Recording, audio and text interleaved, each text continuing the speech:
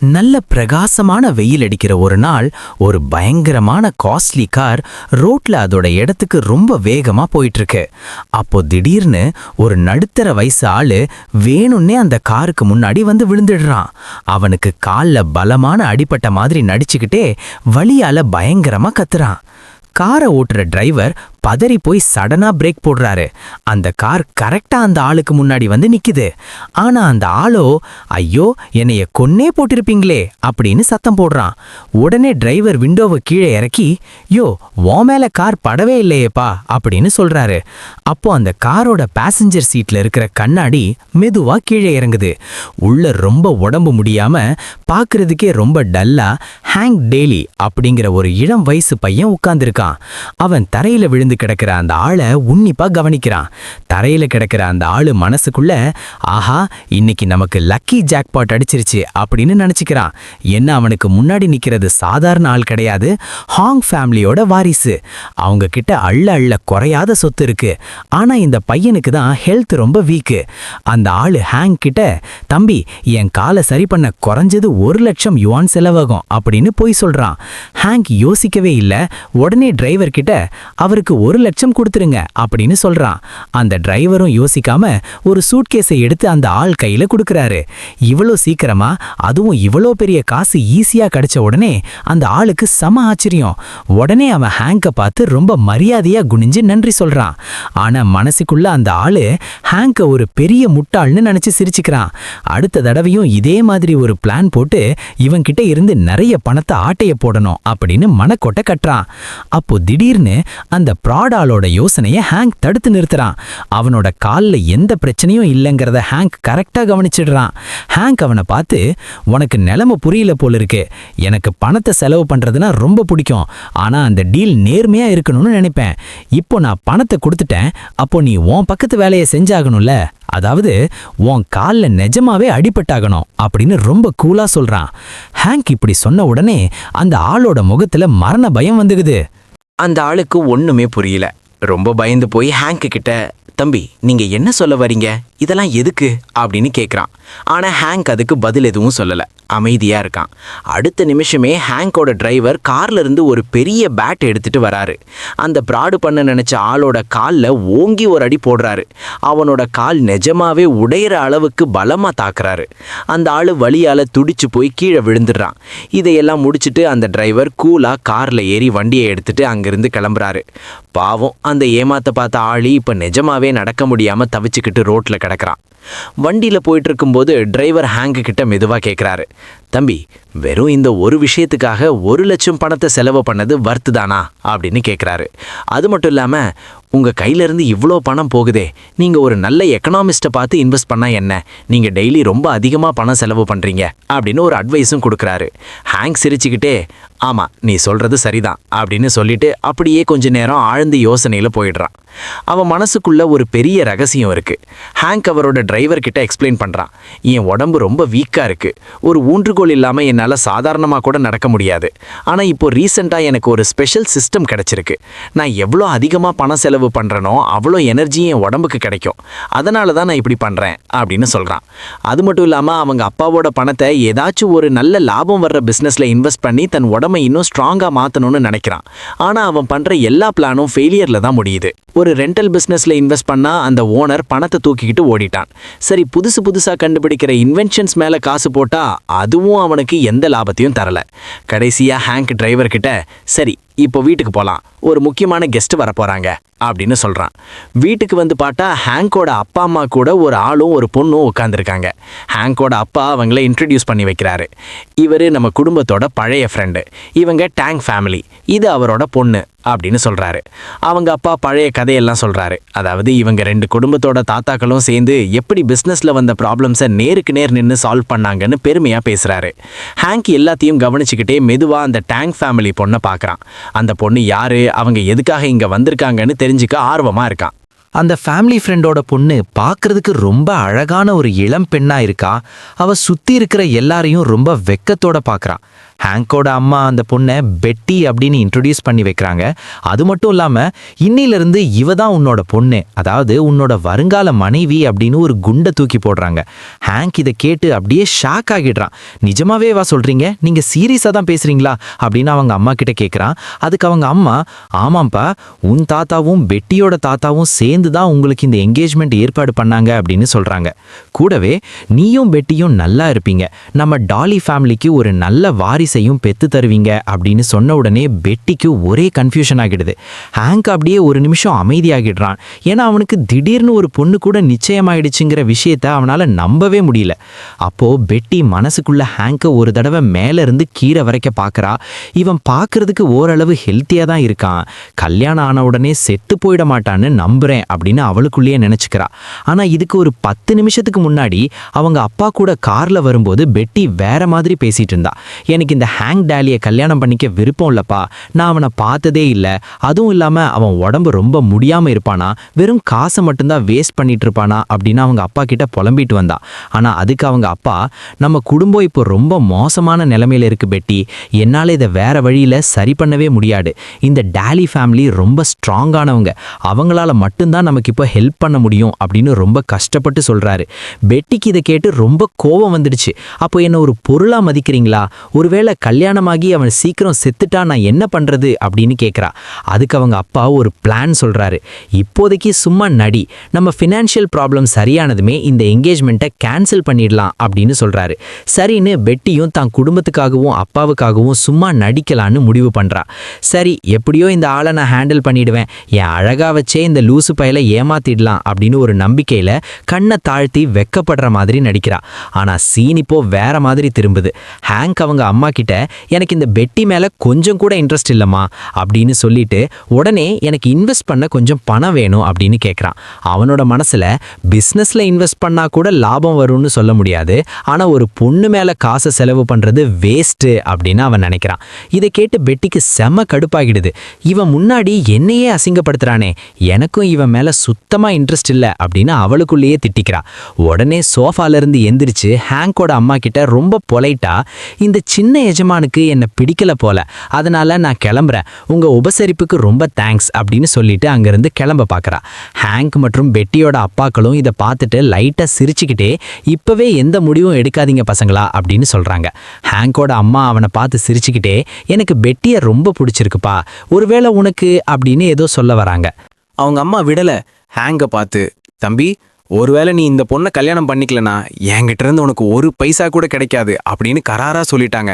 Hank கொஞ்ச நேரம் யோசிச்சுட்டு, சரிம்மா நான் ஒத்துக்கிறேன் அப்படின்னு சொல்றான். ஆனா மனசுக்குள்ள, இந்த பெட்டி பார்க்கறதுக்கு தான் அமைதியா இருக்கா, ஆனா வந்த உடனே என்னைய மயக்க பார்க்கறாளே, இவ அவ்வளவு சாதாரணமானவ கிடையாது அப்படின்னு நினைக்கிறான். அதே சமயம் பெட்டி மனசுக்குள்ள, எனக்கு சைக்காலஜி பத்தி அவ்வளவா தெரியாது தான், ஆனா ஹேங்கோட அம்மாவை வச்சு அவனுக்கு ப்ரெஷர் கொடுக்க வச்சது எனக்கு கிடைச்ச வெற்றி தான் அப்படின்னு கெத்தா நினைச்சுக்கிறான். உடனே அவங்க அம்மா, சரி இப்ப மேட்டர் முடிஞ்சது அப்படின்னு சொல்லிட்டு ஹேங்க் கிட்ட ஒரு 3 லட்சம் யுவானை கொடுக்குறாங்க. இந்த காசை வச்சு உன் வருங்கால மனைவிக்கு ஏதாச்சும் நல்ல கிஃப்ட் வாங்கி கொடு அப்படின்னு சொல்றாங்க. அப்புறம் என்ன, அந்த இளம் ஜோடி 2 பேரும் கார்ல ஏறி கிளம்புறாங்க. டிரைவர் வண்டியை சிட்டிக்குள்ள ஓட்டிட்டு போறாரு. ஆனா காருக்குள்ள 2 பேருக்கும் நடுவுல ஒரு பயங்கரமான அமைதி. ஹேங் மனசுக்குள்ள, என் அம்மாவை வச்சு என்னையே மிரட்ட பார்க்கறல்ல, உனக்கு இன்னைக்கு ஒரு பாடம் கற்றுக் கொடுக்குறேன் அப்படின்னு நினைக்கிறான். ஒரு பெரிய ஜுவல்லரி கடைக்கு கூட்டிட்டு போய் இருக்கிறதுலே ரொம்ப காஸ்ட்லியான நகையை எடுக்க வச்சு அவளோட ரியாக்ஷன் எப்படி இருக்குன்னு பார்க்கணும்னு பிளான் பண்றான். அவங்க 2 பேரும் ஒரு பெரிய மார்க்கெட் ஏரியாவுக்கு வராங்க. அங்க வியாபாரம் பயங்கரமா நடந்துட்டு இருக்கு. வியாபாரிகள் எல்லாம் சத்தம் போட்டு கஸ்டமரை கூப்பிட்டுட்டு இருக்காங்க.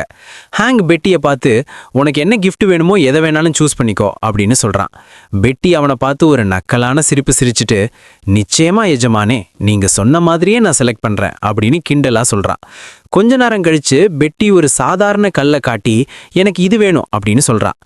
அதோட விலை வெறும் 300 யுவான் தான். ஹேங்குக்கு செம ஆச்சரியம். என்னடா இது, இவ்வளவு சீப்பான ஒரு பொருளை கேட்குறா, இவ என்ன முட்டாளா இருப்பாளோ அப்படின்னு மனசுக்குள்ள நினைக்கிறான். சரி போயிட்டு போகுதுன்னு அந்த கல்லை அவளுக்கு வாங்கி கொடுத்துட்டு இப்போ அடுத்து எங்கே போகணும் அப்படின்னு கேட்குறான். அதுக்கு அவ நம்ம ஒரு ஜேட் ஸ்டோருக்கு போகணும் அப்படின்னு சொல்றா. அங்கே போனோடனே தான் ஹேங்குக்கு விஷயம் புரியுது. பெட்டி அந்த சாதாரண கல்லை கடையோட ஓனர்கிட்ட கொடுத்து செக் பண்ண சொல்றா. ஹேங்க் ஓரம் நின்னுக்கிட்டு இந்த உடஞ்சு போன கல்லில் என்ன இருக்க போகுது, இவளுக்கு என்னாச்சு அப்படின்னு நக்கலா பார்க்குறான். ஆனால் அந்த கடைக்காரர் அந்த கல்லை உன்னிப்பாக கவனிச்சுட்டு அப்படியே மிரண்டு போயிட்டாரு. அம்மா, இது சாதாரண கல் கிடையாது, இது ஒரு மிகப்பெரிய பொக்கிஷம் அப்படின்னு சொல்லிட்டு அந்த கல்லுக்கு 3 மில்லியன் யுவான் தரேன், என்கிட்டே வித்துருங்கன்னு கெஞ்சுறாரு. ஹேங்க் அப்படியே சிலையாகி நிற்கிறான். பெட்டி ரொம்ப கெத்தா அந்த கடைக்காரர்கிட்ட சரி நான் இந்த டீலுக்கு ஓகே சொல்றேன் அப்படின்னு சொல்லிட்டு பணத்தை வாங்குறா. ஹேங்க் மண்டையே குழம்பி போச்சு. வெறும் 300 ரூபாய் கல்லு எப்படிடா 3 மில்லியன் ஆச்சு, இவ எப்படி இவ்வளோ பெரிய லாபத்தை அசால்ட்டா எடுத்தா அப்படின்னு யோசிக்கிறான். பெட்டி அவனை பார்த்து சிரிச்சுக்கிட்டே, என்ன ஹேங்க், ஏதோ யோசனையில் இருக்கீங்க போல, நீங்க கொடுத்த கிஃப்ட் எனக்கு ரொம்ப பிடிச்சிருக்கு அப்படின்னு சொல்றா. இப்பதான் ஹேங்குக்கு ஒரு விஷயம் புரியுது. இந்த பொண்ணு வெறும் காத்த வச்சே காசு சம்பாதிக்கிற ஆளா இருக்காளே, இவன் நமக்கு ஹெல்ப் பண்ணா கண்டிப்பா நம்ம உடம்ப தேத்திக்கலாம்னு நினைக்கிறான். ஓடி போய் அவளை பிடிச்சு, எனக்கும் இந்த வித்தையை கத்துக் கொடுப்பியா என் அன்பு மனைவியே அப்படின்னு கேட்கிறான். பெட்டி உடனே முறைச்சுக்கிட்டு, என்ன அப்படி கூப்பிடாதீங்க, 1 மணி நேரத்துக்கு முன்னாடி தானே சொன்னீங்க உங்களுக்கு என் மேல இன்ட்ரெஸ்ட் இல்லைன்னு அப்படின்னு கேட்குறா. ஹேங்க் உடனே வழிஞ்சுக்கிட்டே, ஐயோ அது சும்மா ஜோக் பண்ணேன் பெட்டி, இப்போ நமக்குள்ள ஒரு டீல் வச்சுக்கலாம், நீ எதை வாங்க சொன்னாலும் நான் வாங்குறேன், அதுல லாபம் வந்தா நமக்குள்ள ஷேர் பண்ணிக்கலாம் அப்படின்னு கெஞ்சறான். ஹேங்க் ரொம்ப வெளிப்படையாவே பெட்டி கிட்ட சரணடைஞ்சிடறான். உன்ன மாதிரி எனக்கு அறிவா யோசிச்சு காசு சம்பாதிக்க தெரியல பெட்டி, அதனால நீ எதெல்லாம் லாபம் தரும்னு சொல்றியோ அதையெல்லாம் நான் கண்ணை மூடிக்கிட்டு வாங்குறேன். ஆனா ஒரே ஒரு கண்டிஷன் தான், அதுக்கான எல்லா செலவையும் நானே ஏத்துக்குவேன் அப்படின்னு சொல்றான். பெட்டிக்கு இவன் ஏன் இப்படி பேசுறான்னு ஒண்ணுமே புரியல. உங்களை எனக்கு சரியா புரிஞ்சுக்கவே முடியலையே அப்படின்னு சொல்றா. ஆனா அதே சமயம் இவன் என்ன பண்ணா நமக்கு என்னங்கிற மாதிரி விட்டுடுறா. ஆனா அப்போ திடீர்னு பக்கத்துல ஒரு பெரிய சத்தம் கேக்குது. 2 பேரும் அந்த பக்கம் திரும்பி பார்க்கறாங்க. அங்க ஒரு 3 ஸ்டார் ஹோட்டலோட மேனேஜர் சாதாரண வேலைக்கு போற பொதுமக்களை எல்லாம் வழியை விட்டு தள்ளி போங்கன்னு சொல்லி ரொம்ப மட்டமா நடத்திட்டு இருக்காரு. இங்க நின்னு வேடிக்கை பார்க்காதீங்க, தூரமா போங்க அப்படின்னு விரட்டுறாரு. அந்த மக்கள்லாம், யோ என்னையா பண்ற, இந்த ஹோட்டல் நல்லா இருக்கும்னு கேள்விப்பட்டோம், அதான் வந்து பார்த்தோம் அப்படின்னு கேக்குறாங்க. ஆனா அந்த மேனேஜர் ரொம்ப திமிரா, நீங்கெல்லாம் வெறும் அற்ப காசு சம்பாதிக்கிற அழுக்கு வேலைக்காரங்க, உங்களை பார்த்தாலே எங்க ஹோட்டலுக்கு வர மற்ற கெஸ்ட் எல்லாம் ஓடிடுவாங்க, ஒழுங்கா அந்த எதிரில் இருக்கிற சின்ன ஹோட்டலுக்கு போங்க அப்படின்னு அசிங்கப்படுத்துறாரு. அந்த மக்களும் இவன் ரொம்ப தான் ஆடுறான் அப்படின்னு திட்டிட்டு அங்கிருந்து கிளம்புறாங்க. அந்த மக்கள் சரி இன்னைக்கு இந்த சின்ன ஹோட்டல்லையாவது நிம்மதியா சாப்பிடலான்னு அந்த கடைக்கு போறாங்க. அங்க போய் ஓனர்கிட்ட, அம்மா எங்களுக்கு நல்ல ருசியா ஏதாச்சும் கொடுங்க, கூடவே கொஞ்சம் பீர் இருந்தா நல்லா இருக்கும் அப்படின்னு கேக்குறாங்க. ஆனா அந்த ஹோட்டல் ஓனர் ரொம்ப சோகமா, மன்னிச்சிடுங்கப்பா, இந்த ஹோட்டலை இன்னையோட மூடுறோம் அப்படின்னு சொல்றாங்க. மக்கள்லாம் ஷாக் ஆகி, ஏம்மா இப்படி அப்படின்னு கேக்குறாங்க. அதுக்கு அந்த ஓனர், எல்லாம் அந்த 3 ஸ்டார் ஹோட்டல் பண்ற வேலை தான், அவங்க எல்லா நல்ல பொருட்களையும் அவங்களே வாங்கிடுறாங்க, அதனால எங்களால பிஸ்னஸ் பண்ண முடியல அப்படின்னு கஷ்டப்பட்டு சொல்றாங்க. இதை கேட்ட மக்கள்லாம் அந்த ஹோட்டல் மேனேஜர் ஏன் அவ்வளோ திமிரா இருந்தான்னு இப்ப புரியுது. அவன் ஹோட்டல் சீக்கிரம் நஷ்டமாகி ஓட்டாண்டியா போகணும்னு சாபம் விடுறாங்க. ஆனா அவங்களுக்கே தெரியும் அந்த ஹோட்டல் பயங்கரமா லாபத்துல போயிட்டு இருக்குன்னு. சரியா அந்த நேரத்துல பின்னாடி இருந்து ஹேங்கோட குரல் கேக்குது. அந்த ஹோட்டலை திவாலாக்குறது ஒன்றும் முடியாத காரியம் இல்லையே அப்படின்னு சொல்லிட்டு உள்ள வரான். அந்த ஓனர்கிட்ட, இந்த ஹோட்டலோட விலை என்ன, நான் இதை இப்பவே வாங்கிக்கிறேன் அப்படின்னு கேட்குறான். ஓனர் ஆச்சரியப்பட்டு, தம்பி இந்த இடம் இப்போ முடிய போகுது, இதுல உங்களுக்கு லாபமே வராது, ஆனா உங்களுக்கு வேணும்னா 1 மில்லியன் யுவானுக்கு கொடுத்துட்றேன் அப்படின்னு சொல்றாங்க. ஹேங்க் யோசிக்கவே இல்லை, உடனே 3 மில்லியனை தூக்கி அவங்க கிட்ட கொடுக்குறான். இந்தாங்க 1 மில்லியன் இந்த ஹோட்டலை வாங்கிக்கிறதுக்கு, இன்னொரு 1 மில்லியன் நல்ல எக்ஸ்பர்ட் வேலைக்காரங்களை வேலைக்கு வைக்க, மிச்சம் இருக்கிற 1 மில்லியனை வச்சு அடுத்த 10 நாளைக்கு எல்லாருக்கும் சாப்பாடு ஃப்ரீ அப்படின்னு ஒரு குண்டை போடுறான். அந்த ஓனருக்கும் மக்களுக்கும் ஒண்ணுமே புரியல. நிஜமாவே வா சொல்றீங்க அப்படின்னு கேக்குறாங்க. ஹேங்க் சிரிச்சுக்கிட்டே, ஆமா, அடுத்த 10 நாளைக்கு யார் வேணும்னாலும் வந்து எவ்வளவு வேணும்னாலும் வயிறு முட்டை சாப்பிடலாம் அப்படின்னு சொல்றான். அங்க இருந்த மக்களுக்கு ஒரே சந்தோஷம். உடனே அவங்க ஃப்ரெண்ட்ஸு சொந்தக்காரங்கன்னு எல்லாருக்கும் ஃபோன் போட்டு ஆட்களை கூப்பிட ஆரம்பிச்சிட்டாங்க. பெட்டி இதையெல்லாம் பார்த்துட்டு ஹேங்க் கிட்ட, நான் இந்த ஹோட்டலை வாங்க தான் சொன்னேன், ஆனா நீங்க என்னடான்னு ஃப்ரீயா கொடுக்குறீங்களே அப்படின்னு கேட்குறான். அதுக்கு ஹேங்க் ரொம்ப கூலா, நான் தான் ஏற்கனவே காசை வேஸ்ட் பண்றவனாச்சே, இன்னும் கொஞ்சம் வேஸ்ட் பண்ணா என்ன அப்படின்னு சொல்றான். பெட்டிக்கு நிஜமாவே இவன் என்ன பிளான் பண்றான்னு ஒரு நிமிஷம் ஆச்சரியமா போயிடுது. அடுத்த 3 நாள்ல அந்த சின்ன ஹோட்டல்ல கூட்டம் அள்ளுது. மக்கள்லாம் கியூல பல மணி நேரம் நின்னா கூட பரவாயில்ல, அந்த திமிரு பிடிச்ச 3 ஸ்டார் ஹோட்டலுக்கு போகவே மாட்டோம்னு சொல்றாங்க. அதே சமயம் அந்த பெரிய ஹோட்டல்ல நிலைமை தலைகீழா மாறுது. பிசினஸ் சுத்தமா இல்ல. அங்க இருக்கிற பெரிய பாஸ் அந்த மேனேஜரை போட்டு திட்டுறாரு. ஒழுங்கா வெளியே போய் பிச்சை எடுத்தாவது இன்னைக்கு 3 பேரையாவது சாப்பிட கூட்டிட்டு வா, இல்லனா உன் பெட்டி படுக்கையை தூக்கிட்டு ஓடிடு அப்படின்னு மிரட்டுறாரு. அன்னைக்கு நைட்டு நிலா வெளிச்சம் வருது. இதையெல்லாம் பார்த்துட்டு ஹேங்க் நிம்மதியா அவனோட ஃபேமிலி வில்லால இருக்கிற ரூமுக்கு ஓய்வெடுக்க போறான். அவன் ரூமுக்கு போனதும் அந்த வேஸ்ட்ஃபுல் சிஸ்டம் மூலமா மெடிடேஷன் பண்ணி தன் உடம்ப ஸ்கேன் பண்ண ஆரம்பிக்கிறான். அவனோட ஸ்டேட்டஸ் விண்டோவை செக் பண்ணி பார்த்தப்போ அவனுக்கே பெரிய ஆச்சரியம். இன்னைக்கு ஒரு நாள்ல மட்டும் அவனோட பவர் 40 பாயிண்ட்ஸ் ஏறி இருக்கு. அடேங்கப்பா, முன்னாடி எப்போதும் இந்த அளவுக்கு growth இருந்ததே இல்லையே. இதே ஸ்பீடில் போனால் சீக்கிரமாகவே நான் பழையபடி நார்மல் லைஃப்க்கு வந்துடலாம் போலையே அப்படின்னு தனக்குள்ளேயே சொல்லி சந்தோஷப்படுறான். அப்போ திடீர்னு கதவு தட்டுற சத்தம் கேட்குது. வேலைக்காரங்க வந்து, தம்பி கீழே பெட்டி அம்மா உங்களுக்காக வெயிட் பண்ணிட்டு இருக்காங்க அப்படின்னு சொல்கிறாங்க. ஹேங்க் உடனே கீழே இறங்கி போகிறான். பெட்டியை பார்த்ததும் ரொம்ப செல்லமா, என்னோட குட்டி பொண்டாட்டி எதுக்காக என்னைய பார்க்க வந்திருக்கா அப்படின்னு கேட்குறான். பெட்டிக்கு மறுபடியும் கோவம் வந்துருச்சு. ப்ளீஸ் என்னை அப்படி கூப்பிடாதீங்கன்னு எத்தனை தடவை சொல்கிறது? நான் ஸ்கூலுக்கு கிளம்பிட்டு இருக்கேன், நீங்களும் என் கூட வர்றீங்களா அப்படின்னு கேட்குறான். ஹேங்க் கொஞ்சம் யோசிச்சுட்டு, நான் எதுக்கு ஸ்கூலுக்கு வரணும் அப்படின்னு கேட்குறான். அதை கேட்டு பெட்டி அவனை ஒரு மாதிரி ஆச்சரியமாக பார்த்துட்டு, உங்களுக்கு உடம்பு முடியாமல் போகிறதுக்கு முன்னாடி நீங்களும் அங்கே தான் படிச்சீங்கிறது எனக்கு மட்டும்தான் ஞாபகம் இருக்கா அப்படின்னு கேட்குறான். ஹேங்க் அப்போ தான் யோசிச்சு பார்க்குறான். ஆமாம் இல்லை, நான் உடம்பு சரியில்லாதால தான் ஸ்கூலுக்கு போகிறத நிறுத்தினேன், ஆனால் படிப்பை விடலையே அப்படின்னு சொல்லிட்டு அவ கூட போக ஒத்துக்கிறான். பெட்டி கிளம்பும்போது, இங்கே இருந்த ஸ்வீட்ஸ் எல்லாம் ரொம்ப டேஸ்ட்டாக இருந்தது, நான் கிளம்புறேன் அப்படின்னு சொல்லிட்டு போகிறான். அவள் போகிற அழகை பார்த்துட்டு ஹேங்க், என் வருங்கால பொண்டாட்டி செம கட்டையாக இருக்காளே அப்படின்னு ரசிக்கிறான். பெட்டி திரும்பி பார்த்து குட் நைட் சொல்லிட்டு போகிறான். ஹேங்க் மனசுக்குள்ளே ஒரு சபதம் எடுக்கிறான். இப்படிப்பட்ட ஒரு அழகான பொண்ணுக்காகவாவது என் உடம்ப நான் சீக்கிரம் தேத்தி ஆகணும் அப்படின்னு நினச்சிக்கிறான். மறுநாள் காலையில் ஹேங்க் கரெக்டாக ஸ்கூல் யூனிஃபார்ம் போட்டுக்கிட்டு பெட்டி கூட ஸ்கூலுக்கு போகிறான். அங்கே இருக்கிற மற்ற பசங்க எல்லாம் இவங்க 2 பேரையும் பார்த்துட்டு கிசுகிசுக்கிறாங்க.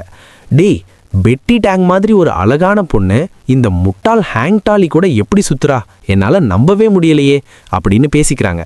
அப்போ திடீர்னு ஒரு ரவுடி பையன் அவங்க வழியை மறிக்கிறான். அவன் பேர் மைக்கேல். அவன் ஹேங்கை பார்த்துட்டு கிண்டலா, என்னடா இது அதிசயம், இந்த அறிவில்லாத ஹேங்க் இவ்வளோ நாள் கழித்து ஸ்கூலுக்கு வந்திருக்கான் அப்படின்னு சொல்லிட்டு முறைக்கிறான். மைக்கேலோட ஃப்ரெண்ட்ஸ் எல்லாம், டே ஹேங்க், எங்கள் பாஸுக்கு பெட்டியை பிடிக்கும்னு உனக்கு தெரியும்ல, அப்படி இருந்தும் கூடவே வர்றன்னா உனக்கு எவ்வளவு தைரியம் இருக்கும் அப்படின்னு சீன்றாங்க. ஹேங்க் மெதுவாக பெட்டிக்கிட்ட, யாரா இந்த எரும மாடு மாதிரி இருக்கிறவன் அப்படின்னு கேட்குறான். அதுக்கு பெட்டி, இவன் நம்ம குடும்பத்துக்கு ஆகாதவன், லியா ஃபேமிலியோட பெரிய பையன் அப்படின்னு சொல்கிறான்.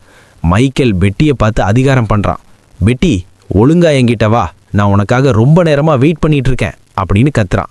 ஆனால் ஹேங்க் கொஞ்சமும் அசையாமல் பெட்டிக்கு முன்னாடி போய் நின்று மைக்கேல் வர்ற வழியை பிளாக் பண்ணுறான். இதை பார்த்ததும் மைக்கேலுக்கு கோவம் தலைக்கு ஏறுது. என்னடா மறுபடியும் என்கிட்ட அடி வாங்கணுமான்னு கேட்டுக்கிட்டே ஹேங்கை அடிக்கிறதுக்காக கையை ஓங்குறான். மைக்கேல் பயங்கர வேகத்தில் அட்டாக் பண்ண வரான்.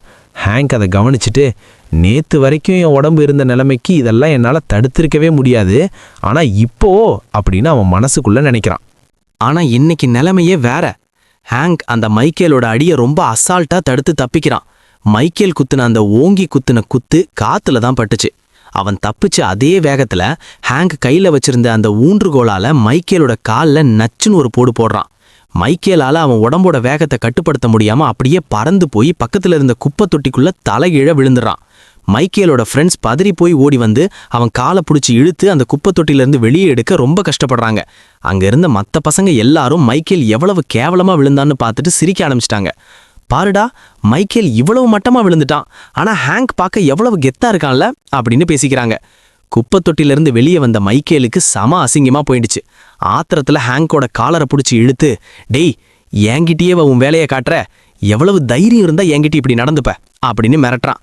ஆனா ஹேங்க் இப்போ ஒரு சம ஆக்டிங் போடுறான். டக்குன்னு அவன் கையில இருந்த ஊன்றுகோலை கீழே போட்டுட்டு தியேட்டர்ல நடிக்கிற மாதிரி ஐயோ அம்மான்னு கத்திக்கிட்டே கீழே விழுந்து உழல்றான். மைக்கேலுக்கு ஒண்ணுமே புரியல, அப்படியே ஷாக் ஆகி நிக்கிறான். பெட்டி உடனே ஹேங்கை தாங்கி பிடிச்சிக்கிட்டு மைக்கேலை பார்த்து கத்துறான். அறிவு இருக்கா அவனுக்கு? என்ன பண்ணிட்டு இருக்க? உனக்கு என்ன பைத்தியமா பிடிச்சிருக்கு? ஹேங்க் உடம்பு எவ்வளவு வீக்கா இருக்குன்னு உனக்கு தெரியாதா அப்படின்னு கேட்கறா. மைக்கேல் திக்கி திணறிக்கிட்டே, ஐயோ நான் ஒண்ணுமே பண்ணலையே, இவன் வேணும்னே நடிக்கிறான் அப்படின்னு சொல்றான். ஹேங்க் விடாம அப்படியே வலியால துடிக்கிற மாதிரி நடிச்சுக்கிட்டே இருக்கான். ஆனா மனசுக்குள்ள, ஆஹா பெட்டி நமக்காக வந்து பேசுறாளே அப்படின்னு ஆச்சரியப்படுறான். சுத்தி இருந்த மற்ற ஸ்டூடெண்ட்ஸ் எல்லாம் மெதுவா பேசிக்கிறாங்க. ஹேங்க் ஒரு முட்டாளா இருக்கலாம், ஆனா அவங்க ஃபேமிலி ரொம்ப பவர்ஃபுல். ஹேங்க்குக்கு மட்டும் ஏதாச்சும் ஆச்சுன்னா மைக்கேலோட குடும்பத்தை ரோட்டுக்கே கொண்டு வந்துருவாங்க அப்படின்னு சொல்றாங்க. விஷயம் சீரியஸ் ஆகிறத பார்த்த மைக்கேல் டக்குன்னு பயந்து போய் ஹேங்க் முன்னாடி குனிஞ்சு, தம்பி இப்போ உனக்கு எப்படி இருக்கு? வா நான் உன்னை ஹாஸ்பிட்டலுக்கு கூட்டிட்டு போறேன் அப்படின்னு கேட்குறான். அப்புறம் ஹேங்க் காதுகிட்ட மெதுவா வந்து, நீ சும்மா நடிக்கிறேன்னு எனக்கு நல்லா தெரியும்டா. இந்த ஒரு தடவை உன்னை விட்டுடுறேன், ஆனா இதுக்கு கண்டிப்பா உன்னை பழி வாங்குவேன் அப்படின்னு மிரட்டுறான். ஹேங்க் உடனே இன்னும் சத்தமா, ஐயோ பெட்டி இவன் இன்னும் என்னை மிரட்டிக்கிட்டே இருக்கான் அப்படின்னு சொல்றான். பெட்டி கோவமா, இரு மைக்கேல் நான் போய் டீச்சரை கூப்பிட்டு வந்து எல்லாத்தையும் சொல்றேன் அப்படின்னு கிளம்புறா. டீச்சரை கூப்பிடுறேன்னு சொன்ன உடனே மைக்கேலுக்கு பயம் வந்துருச்சு. உடனே பெட்டி காலில் விழுந்து கெஞ்ச ஆரம்பிச்சிட்டான். ஐயோ அம்மா அப்படி மட்டும் பண்ணிடாதீங்க, என்னை விட்டுருங்க, நீங்க என்ன சொன்னாலும் நான் கேட்கறேன் அப்படின்னு கதறான். உடனே அவன் பாக்கெட்ல இருந்து 5 லட்சம் யுவானை எடுத்து ஹேங்க் கிட்ட கொடுக்குறான். இந்தாங்க தம்பி, இதை வச்சு உங்க காலை ட்ரீட்மெண்ட் பண்ணிக்கோங்க, அப்புறம் நான் உங்களை கஷ்டப்படுத்தினதுக்கு இதோ ஒரு எக்ஸ்ட்ரா அமௌண்ட் அப்படின்னு சொல்லிட்டு அங்கிருந்து வேகமா ஓடிடுறான். போறப்போ, என் வாழ்க்கையிலேயே இவ்வளவு பெரிய அசிங்கத்தை நான் அனுபவிச்சதே இல்லை அப்படின்னு ஆத்திரத்துல கத்திக்கிட்டே போறான். ஹேங்க் இப்போ ஜாலியா எந்திரிச்சு, வாவ் என் வாழ்க்கையிலேயே எதிர்பார்க்காத 5 லட்சம் இன்னைக்கு ஈஸியா கிடைச்சிருச்சு அப்படின்னு சொல்றான். பெட்டி அவனை பார்த்து, உங்களுக்கு இப்போ ஓகேவா அப்படின்னு கேட்குறான். ஹேங்க் சிரிச்சுக்கிட்டே, நான் சும்மா தான் நடிக்கிறேன்னு உனக்கு தெரியும்ல பெட்டி, அப்புறம் ஏன் எனக்காக இவ்வளவு கவலைப்பட்ட அப்படின்னு கேட்குறான்.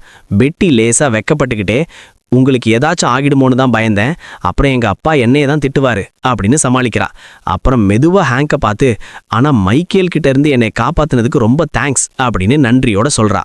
ஹேங்க் அந்த பொண்ணுகிட்ட ரொம்ப பாசமா, உன்னோட வருங்கால புருஷனா உன்னை பார்த்துக்க வேண்டியது என்னோட கடமை பெட்டி அப்படின்னு சொல்றான். இதை கேட்டதும் பெட்டிக்கு மறுபடியும் முகமெல்லாம் செவந்ததும் வெக்கம் வந்துருச்சு. உனக்கு நிஜமாவே வெக்கமே இல்லையா அப்படின்னு மெதுவா செல்லமா திட்டிட்டு அவனை பிடிச்சு தூக்கி ஸ்கூலுக்குள்ள கூட்டிட்டு போறா. ஸ்கூல் முடிஞ்சதும் ஹேங்கும் பெட்டியும் கார்ல ஏறுறாங்க.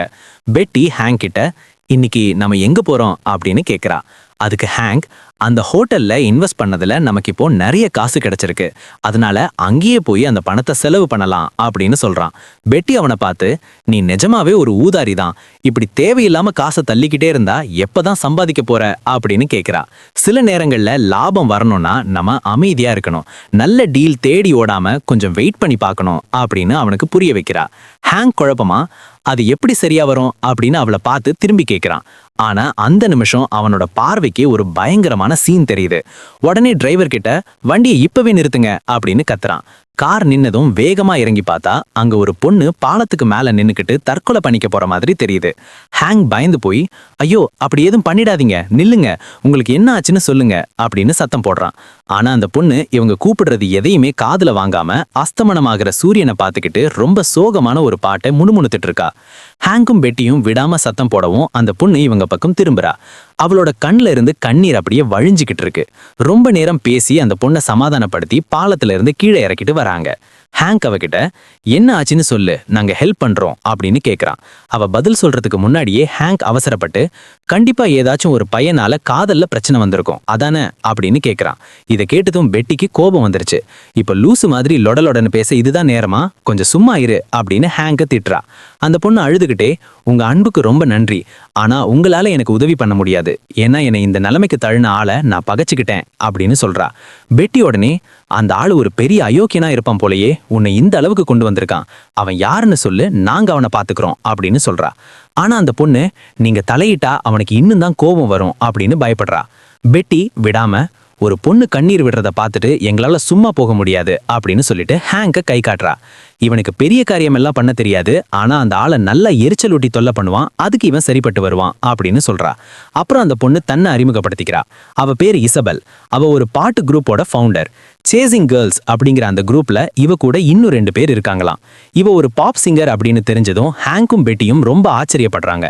இசபெல் அவளோட கதையை சொல்றா. அவளோட பாஸ் கூட ஏற்பட்ட சண்டையால அவங்க 3 பேரையும் அப்படியே ஓரம் கட்டிட்டாங்களாம்.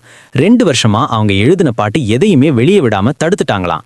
கான்ட்ராக்ட் போட்டதால அவங்களால அங்கிருந்து வெளியவும் வர முடியல, வேலையும் இல்லாம பண கஷ்டத்துல ரொம்ப கீழே போயிட்டாங்களாம். இசபெல் பேசுறத ஹேங்க் கண்டிச்சிட்டு இருக்கும்போது பெட்டி ஹேங்கிய உத்து பாக்குறத அவன் பாக்குறான். என்ன பெட்டி, ஏன் என்ன இப்படி பாக்குற அப்படின்னு கேக்குறான். பெட்டி, உன்கிட்ட ஏதாச்சும் ஐடியா இருக்கா அப்படின்னு கேட்க, கண்டிப்பா இசபெலுக்கு ஹெல்ப் பண்ணுவேன், ஆனா எப்படின்னு இன்னும் தெரியல அப்படின்னு ஹேங்க் சொல்றான். அப்ப பெட்டி அவன்கிட்ட நெருங்கி வந்து, என்கிட்ட ஒரு பிளான் இருக்கு, ஆனா அது ஒர்க் அவுட் ஆகுமான்னு தெரியல அப்படின்னு மெதுவா அவனோட காதுகிட்ட ஏதோ விளக்குறா. ஹேங்க் அதை ரொம்ப கவனமா கேட்டுக்கிட்டே இருக்கான். ஆனா திடீர்னு, பெட்டி, உன் மேல இருந்து வர்ற வாசனை ரொம்ப நல்லா இருக்கு அப்படின்னு சொல்லிடுறான். பெட்டிக்கு மறுபடியும் வெக்கம் வந்து, ஹேய், நான் சொன்னதெல்லாம் கவனிச்சியா இல்லையா அப்படின்னு கோபமா கேட்கிறா. ஹேங்க் சிரிச்சுக்கிட்டே, எல்லாத்தையும் கேட்டுட்டு தான் இருந்தேன் அப்படின்னு சொல்லிட்டு இசபெல் கிட்ட திரும்புறான். உன்னோட அம்மா ட்ரீட்மெண்ட்டுக்கு எல்லா செலவையும் நானே ஏத்துக்கிறேன், ஆனா எனக்கு ஒரு சின்ன உதவி பண்ணணும். இன்னும் 3 நாள்ல நான் ஒரு பெரிய ஸ்டேடியத்தை வாடகைக்கு எடுப்பேன், அங்க நீயும் உன் டீமும் சேர்ந்து ஒரு பிரம்மாண்டமான கச்சேரி பண்ணணும் அப்படின்னு சொல்றான். இசபெல் இதை கேட்டு ரொம்ப சந்தோஷமாயி, நிச்சயமா என் குரூப் ஆள்களை கூட்டிட்டு வந்து என்னால முடிஞ்ச அளவுக்கு சிறப்பா பண்றேன் அப்படின்னு வாக்கு கொடுக்கறா.